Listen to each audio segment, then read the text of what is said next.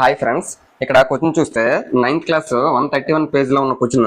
ఎత్తు 9 సెంటీమీటర్లు కాగల ఒక క్రమ వృత్తాకార శంకువు యొక్క ఘనపరిమాణం 48 పై సెంటీమీటర్ క్యూబ్ అయితే భూ వ్యాసం ఎంత అని అంటున్నాడు. ఆప్షన్స్ ఇలా ఇచ్చాడు.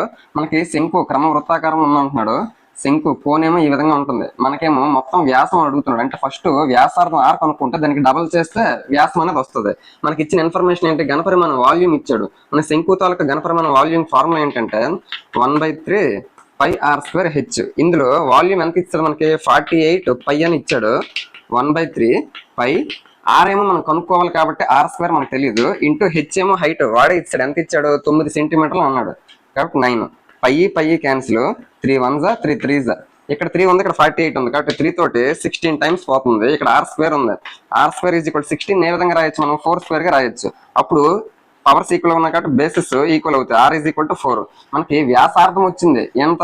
4 సెంటీమీటర్. కానీ మనకు వ్యాసం అడిగాడు అంటే టోటల్ గా ఇంకొక ఆర్ కూడా మనం ప్లస్ చేయాలి. అప్పుడు వ్యాసం D is equal to 8 centimetres అనేది మనకు కావాల్సిన ఆన్సర్ గా చెప్పుకోవచ్చు.